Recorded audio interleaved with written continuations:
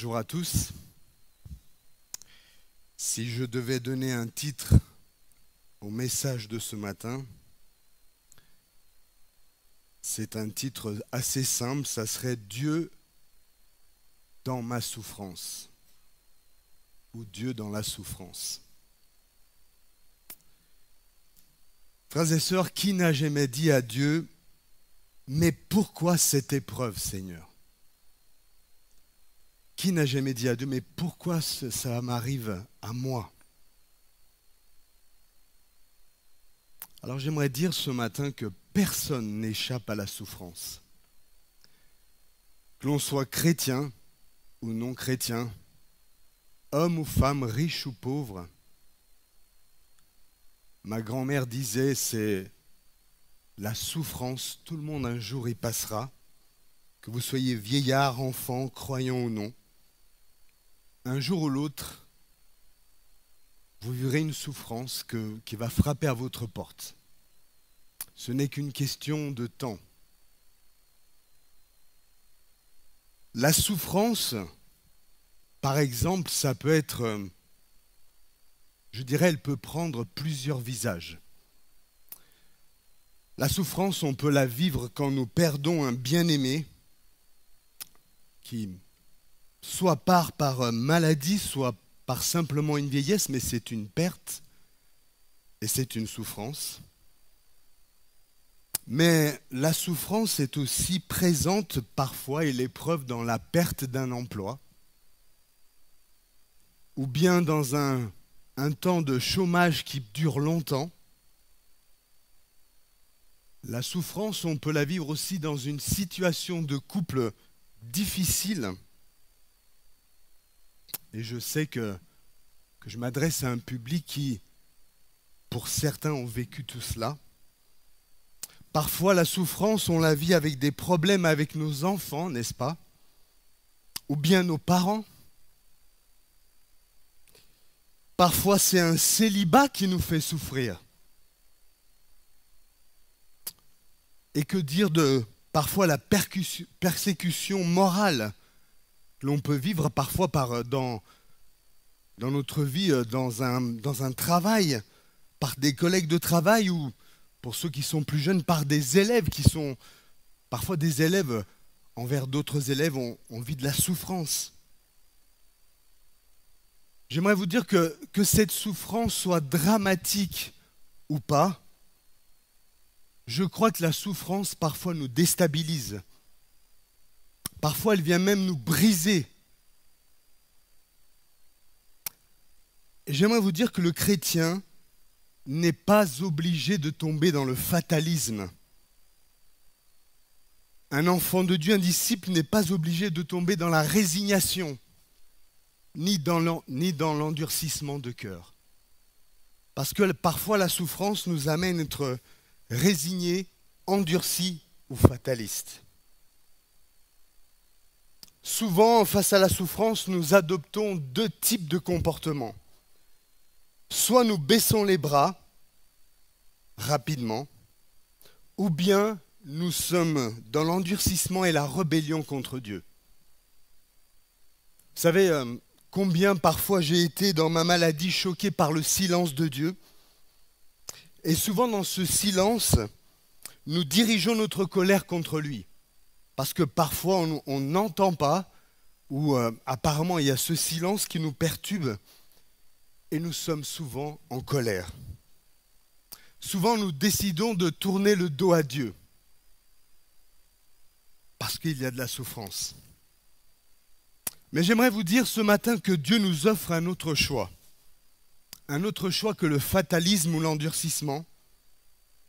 Et ce que Dieu nous propose ce matin, c'est sa présence inconditionnelle au sein de la souffrance. Quand vous souffrez, la présence de Dieu est là. Mais sa présence dans notre souffrance et dans nos épreuves va faire quelque chose de particulier, c'est qu'elle va nous mettre à nu. Elle va complètement nous déshabiller. On va être à nu devant Dieu. Souvent, sa présence fait rejaillir tous nos raisonnements et nos attitudes parfois qui sont tellement tordus, frères et sœurs. Et c'est pour cela que nous avons du mal à accepter sa présence parfois. Parce que nous nous sentons mis à nu. Mais j'aimerais vous dire que pourtant quand on passe par la souffrance, la présence de Dieu est la plus belle chose qui puisse vous arriver. Que Dieu soit là avec vous et il est là. J'aimerais illustrer ma prédication par un exemple biblique. 1 Corinthiens 10, 11 nous dit que tous ces événements sont arrivés au peuple d'Israël pour servir d'exemple et instruire, notamment l'Église. Et j'aimerais vous dire que ce soit un exemple négatif ou positif, nous pouvons tirer toujours des leçons de nos souffrances. Dans le livre de l'Exode, je vous invite à le lire du chapitre 15 chez vous cette semaine au chapitre 17. Nous voyons le comportement du peuple qui va changer face à l'épreuve et aux souffrances qu'ils vont vivre. Pour la première fois au chapitre 15, toute l'assemblée des Israélites vont se plaindre à Moïse en disant « Qu'allons-nous boire ?» Puis au chapitre 17, une deuxième fois, le peuple prie Moïse à partie. Si dans un premier temps, il murmure, le peuple s'exprime par le murmure, c'est simplement au travers d'une simple question « Qu'allons-nous boire ?» Jusqu'à là, ça va. Mais la véritable question qui préoccupe le peuple est celle-ci.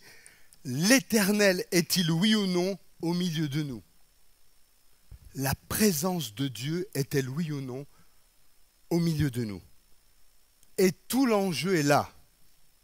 Tout l'enjeu est là, mais le peuple, lui, va évoluer. Il part d'une question, puis doute de sa présence. Il y a une évolution souvent quand nous souffrons, il y a une évolution dans nos cœurs. La chose qui est intéressante ici dans ce texte, vous lirez ces 3 chapitres, c'est que nous sommes en plein désert.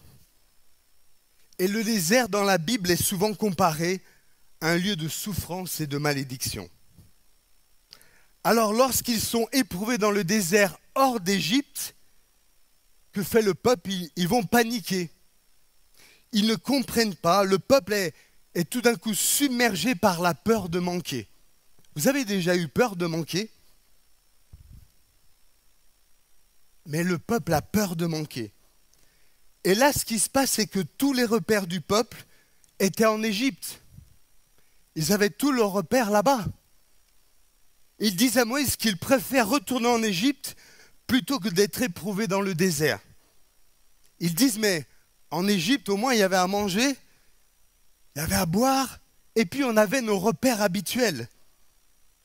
Mais Dieu, et je crois qu'il fait la même chose pour nous, voulait les conduire plus loin que l'Égypte, plus loin que le désert. Dieu voulait les conduire le peuple à se mettre en mouvement.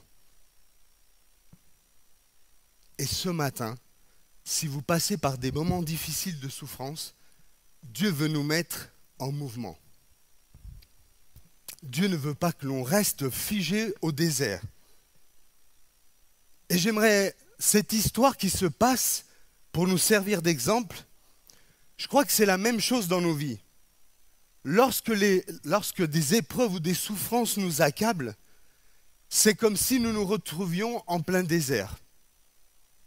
Dans un désert parfois, par exemple on le disait tout à l'heure, lorsque vous perdez votre emploi, quand vous traversez une situation difficile, eh bien vos repères changent. Et non que vos repères précédents étaient mauvais, mais dans le désert de la souffrance et de l'épreuve, tous mes repères habituels s'effondrent. Vous savez pourquoi?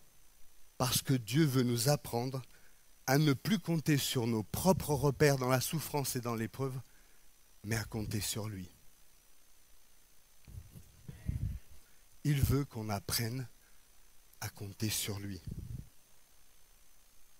Imaginons un exemple que tu perds ton travail. Quelles sont les repères sur lesquels tu vas t'appuyer? Si ça dure longtemps, est-ce que tu vas essayer de trouver du travail un petit peu comme ça, pas très normal? Ou bien accepter de vivre la présence de Dieu avant toute chose? Comment réagissons-nous dans ce lieu semblable au désert? Vais-je combler mon vide, finalement le vide de sa présence, par des choses qui vont me détruire? Vous savez, ces choses ne sont pas des choses faciles à prendre comme décision. Je crois que la présence de Dieu dans la souffrance est un processus qu'il nous faut d'abord comprendre, puis accepter, puis le vivre.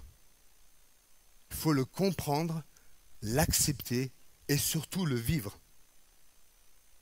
Mais j'aimerais vous dire que Dieu est patient. Dieu est fidèle. Dieu est patient. Il nous aidera à vivre sa présence au sein de votre souffrance, au sein de vos épreuves. Amen. Mais il y a des points fondamentaux qu'il nous faut saisir, frères et sœurs. Des points fondamentaux concernant l'épreuve et la souffrance. La Bible affirme dans Romains 3,10 qu'il n'y a pas un seul juste, pas un seul. Seul Dieu est bon et seul Dieu a créé un univers qui était bon. Mais rappelons-nous que les êtres humains se sont révoltés contre Dieu et la rébellion fait désormais partie de cette nature. Personne n'y échappe. Chaque expérience de rébellion, de souffrance découle de cela. Nous vivons dans une époque où chacun revendique ses droits, n'est-ce pas? Mais notre péché nous a fait perdre nos droits devant Dieu. Si nous réalisons que la souffrance de ce monde sont les conséquences de la rébellion humaine, je crois que nous serons moins portés à accuser Dieu. Mais il y a une bonne nouvelle. La bonne nouvelle que Dieu nous montre que Dieu a conçu un plan pour inverser les effets du péché, du mal et de la souffrance. L'espérance du croyant est le nouveau ciel et la nouvelle terre. Amen. Où il n'y aura plus de souffrance, plus de larmes. Cependant, il faut aussi comprendre des éléments qui vont nous aider, souvent, écoutez-moi, à déculpabiliser. Tout d'abord, il faut comprendre que chaque souffrance, écoutez bien, n'est pas nécessairement la conséquence directe d'un péché précis. Je répète, chaque souffrance n'est pas forcément liée à un péché précis. Je crois que penser cela toujours peut être une chose dangereuse, parce que ça nous inflige souvent des tourments. Cela voudrait dire que ceux qui souffrent le plus, ce sont ceux qui ont le plus péché, n'est-ce pas? Mais l'Écriture sainte et notre expérience démentent cela. Nous constatons bien souvent que des personnes qui n'ont pas commis de péché particulier souffrent comme les autres.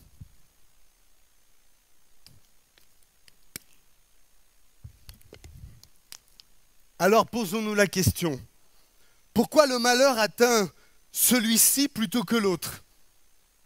Est-ce qu'il est plus pécheur? J'aimerais vous dire que cela ne surprend pas les écrivains de la Bible.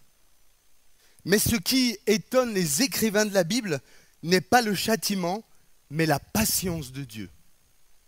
D'ailleurs, nous voyons Jonas qui n'est pas d'accord avec Dieu car il est trop bon. Il dit, tu es trop bon et trop miséricordieux. La miséricorde de Dieu, souvent, nous étonne. Souvent, on dit, mais tu es trop bon. C'est trop bon. On dit facilement dans nos prières que nous sommes pécheurs, soit, et que Dieu est bon et miséricordieux. Pourtant, quand cela m'arrive, qu'est-ce que je vais faire? Je crie à l'injustice. Nous nous posons souvent la question, pourquoi le juste est-il touché?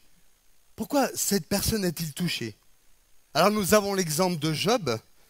Le livre de Job nous enseigne que la vision de la nature de Dieu finalement met fin à toutes les questions de Job. La vision de Dieu dans le temple fait crier Ésaïe, « Malheur à moi parce que je suis perdu ».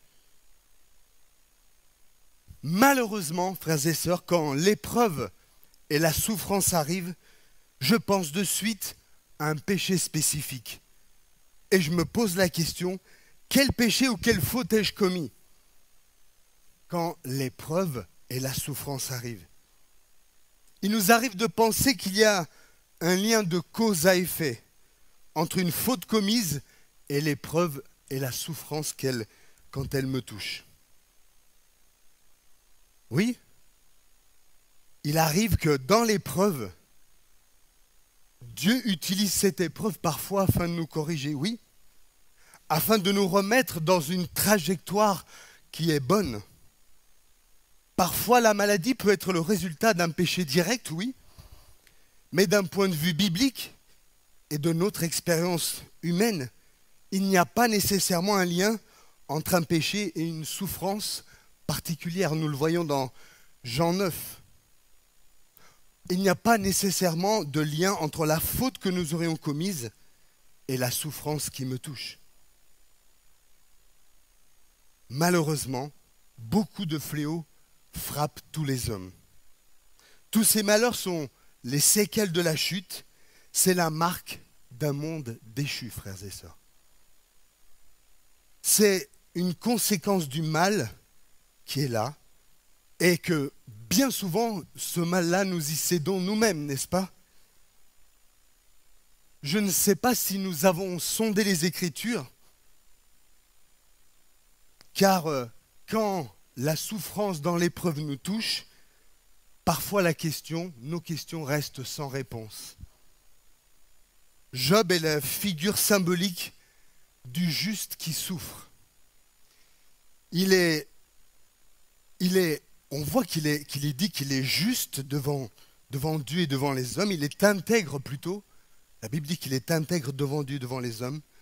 Et pourtant, l'épreuve, la souffrance le touche avec une grande intensité. Alors, quand la souffrance vous touche, frères et sœurs, ne voyez pas uniquement un jugement de Dieu. Ne voyez pas tout de suite un jugement de Dieu. Ne pensons pas que Dieu nous punit à cause peut-être des choses que j'ai faites dans le passé. Ce n'est pas... Ça peut arriver. C'est-à-dire que des fois, si je bois de l'alcool et je bois trop, et que j'ai un problème à mon foie, oui, c'est dû à cela, mais pas toujours. Parfois, vous connaissez des sportifs qui ne boivent pas, qui sont bien réglo dans leur nourriture, et il leur arrive des problèmes, n'est-ce pas? Alors, n'essayons pas toujours de tout expliquer.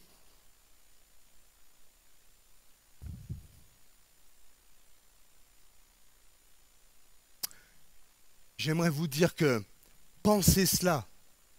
Si nous pensons de suite que quelqu'un qui souffre, c'est parce qu'il a commis un péché particulier, eh bien, je pense que c'est un mensonge de l'adversaire. Parce que la douleur dans la souffrance et l'épreuve est déjà forte, n'est-ce pas? Et je pense qu'il est inutile de rajouter de la culpabilité. Après un deuil, après un harcèlement physique, moral ou un licenciement, des choses difficiles, parfois souvent nous sommes effondrés. Et j'aimerais vous dire que dans un premier temps, il est bon d'exprimer notre souffrance. Il faut le faire. Et même, parfois il est même bon d'exprimer notre colère. Dans un premier jet, il est bon de dire notre colère. Vous avez le droit de dire en criant « je souffre, j'ai mal ». Et même de le dire en criant. La question, frères et sœurs, est de savoir vers qui j'oriente ma colère.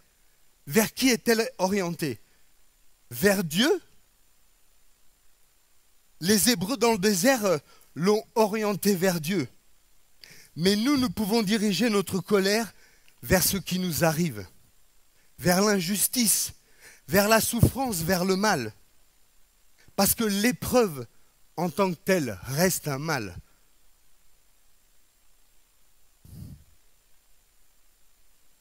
L'épreuve et la souffrance, c'est l'accomplissement du mal. L'épreuve et la souffrance, c'est le mal qui se concrétise. C'est le mal qui est rendu palpable au travers d'une situation précise.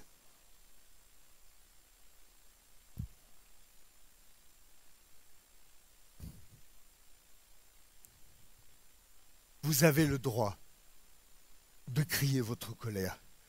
Mais vers qui est-elle dirigée? Vous avez le droit d'exprimer vos sentiments. Même quand c'est limite, vous avez le droit de crier. La colère dans votre épreuve, vous avez le droit de la dire. Mais vers qui est-elle orientée? Vers qui est-elle orientée? Vers Dieu ou vers autre chose? J'aimerais vous dire qu'une chose que nous devons saisir et comprendre, c'est que Dieu est souverain dans l'épreuve et dans notre souffrance. Dieu est maître et souverain. Toute la difficulté pour nous est de saisir qu'au sein de l'épreuve qui produit la souffrance, se trouve simultanément l'œuvre de l'adversaire et l'œuvre de Dieu. L'œuvre de l'adversaire est présente dans nos souffrances et dans l'épreuve. L'adversaire va utiliser la souffrance et nos épreuves qui nous frappent dans un seul but précis, celui de nous mentir. C'est le père du mensonge. Nous mentir sur la réalité de la présence de Dieu quand on passe par la souffrance. Il nous dit, mais Dieu t'a oublié. Où est ton Dieu? Regarde comment Dieu te traite. Dieu n'est plus avec toi. Dieu ne t'aime plus. C'est comme cela que le père du mensonge nous dit ces mensonges. Rappelez-vous que dans le combat spirituel, les deux choses que font l'adversaire, c'est la tentation en premier.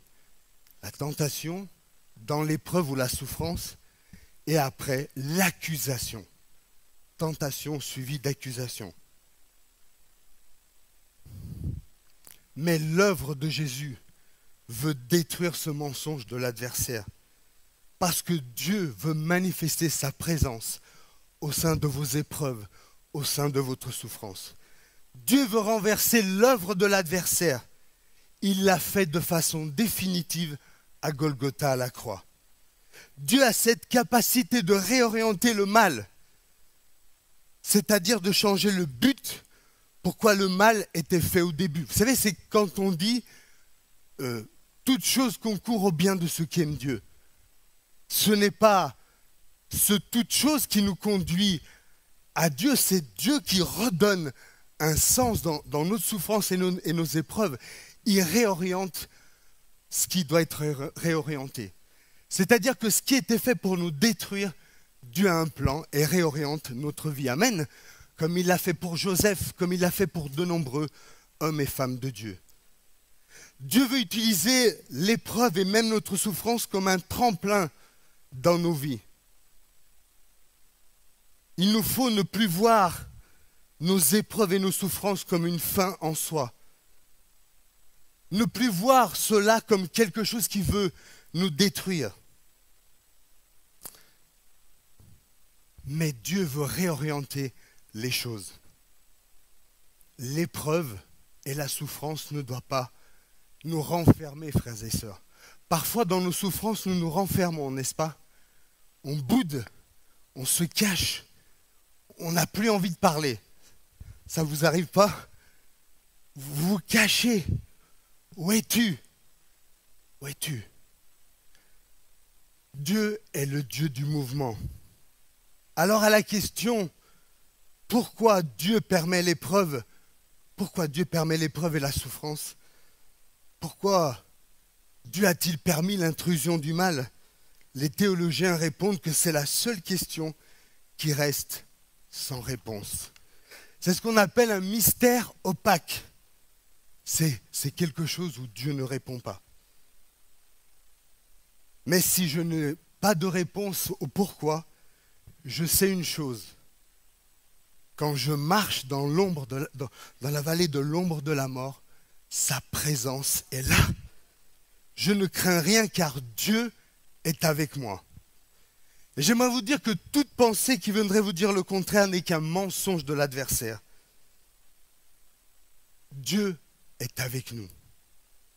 Et Dieu veut que l'on puisse acquérir cette joie au sein de l'épreuve dont parle Jacques. Écoutez bien, il ne s'agit pas de se réjouir de l'épreuve. On ne se réjouit pas de l'épreuve, mais on se réjouit dans l'épreuve. Pas de l'épreuve, mais dans l'épreuve. Je ne sais pas, pour la plupart, vous avez peut-être lu ce livre que j'ai lu il y a quelques années, qui s'appelait Le fruit de nos paroles, qui à mon avis a fait beaucoup de dégâts, parce qu'on ne se réjouit pas de quelque chose qui vient nous détruire. Parce que derrière ces souffrances, il y a souvent le mal qui est là. Et se réjouir quand on perd quelqu'un, parfois les gens sont tellement spirituels qu'ils nous disent, vous savez, j'ai perdu mon père ou ma mère, mais je suis dans la joie. Bah ça, je comprends pas. C'est trop spi, hein. Mais par contre, dans notre souffrance et nos épreuves, Dieu nous donne une occasion de grandir et d'être dépendant de lui et de sa présence. Il nous appelle à nous approcher de lui. La joie au sein de l'épreuve est donc une assurance que la présence de Dieu est là dans nos vies. Cette présence va nous aider. C'est fou, sa présence dans la souffrance et dans l'épreuve.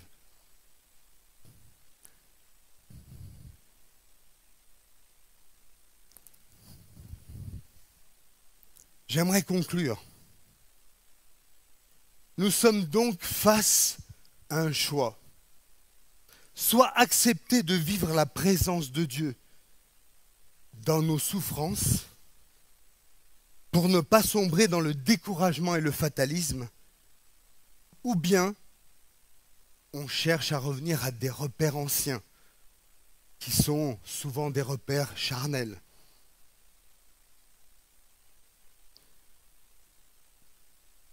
Vous ne ressortirez jamais d'une épreuve où vous avez souffert en étant le même ou la même qu'en y étant entré. Jamais vous ne ressortirez les mêmes, frères et sœurs. Je peux vous en parler. Alors j'aimerais vraiment nous encourager tous en nous rappelant que nous ne sommes pas seuls. Nous sommes ensemble l'Église comme un lieu de consolation et de soutien. Ceux qui traversent un désert en ce moment, qui passent par la souffrance, n'hésitez pas à demander aux autres du soutien. Et ceux qui ne passent pas par la souffrance puissent se rendre disponibles pour les autres, parce que n'oublions pas que des fois les rôles s'inversent. Hein. Alors j'aimerais terminer en disant ceci.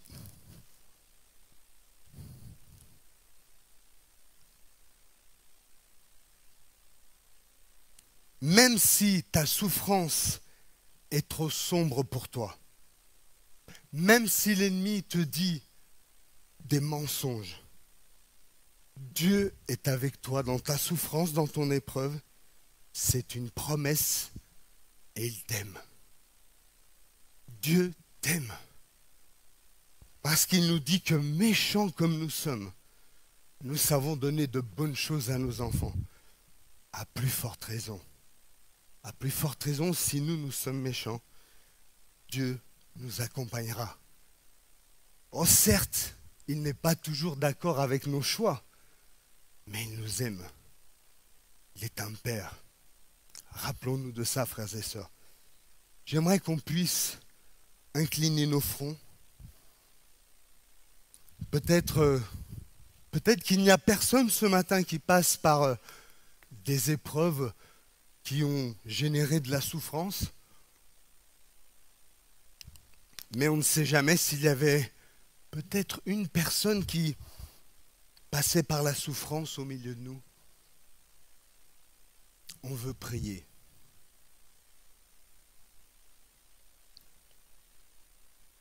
Je m'attends, je m'attends, je m'attends à toi. Tu es tout pour moi, éclairé de ta présence, prosterné, adorons. Je m'attends comme une prière.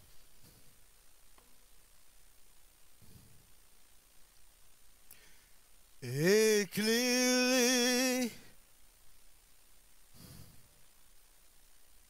prosterné, adorons.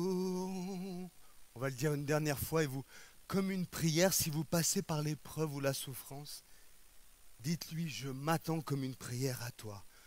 Je m'attends à toi. Tu es tout pour moi, éclairé,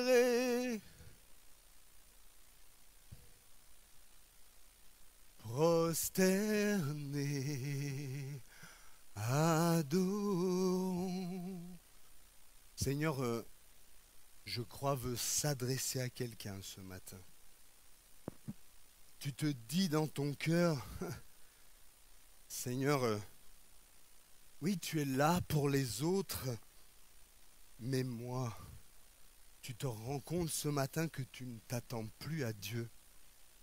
Tu dis, c'est fini. Tu es dans ce renfermement dont je parlais tout à l'heure. Tu es renfermé, tu t'es renfermé, tu t'es isolé, tu t'es protégé.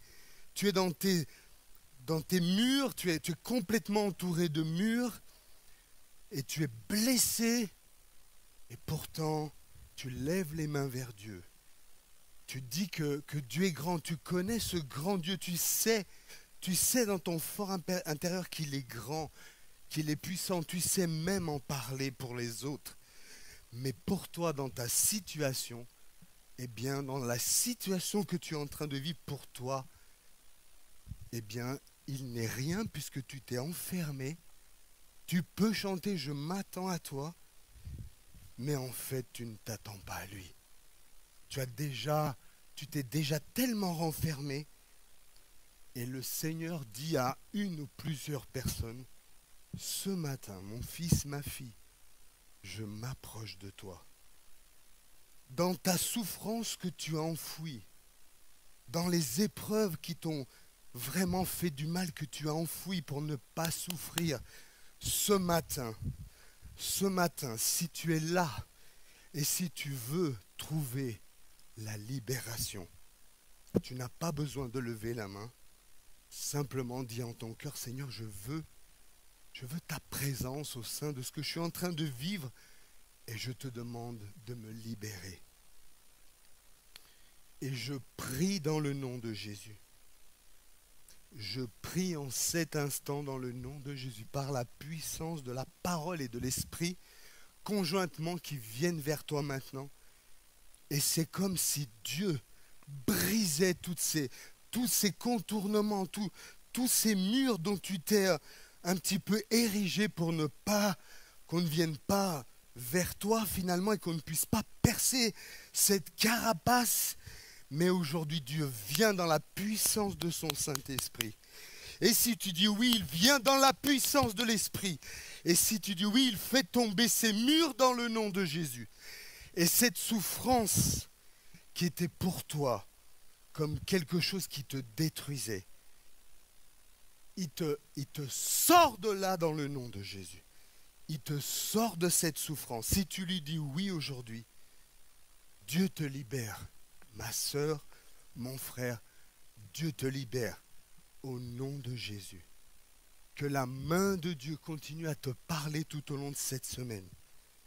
Que la puissance du Saint-Esprit continue à œuvrer en toi. Il y a une deuxième chose que j'aimerais dire et après j'en aurai fini.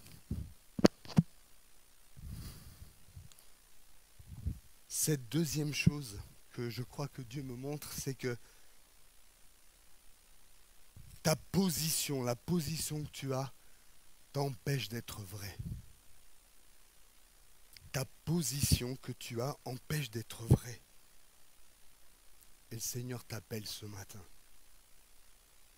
Il veut te visiter pour que tu te laisses mettre à nu au nom de Jésus. Ne recule pas, mais ne regarde pas ta position, mais regarde au travail, à la consolation et la libération que Dieu veut faire à partir de ce matin dans ta vie, dans le nom de Jésus. Amen.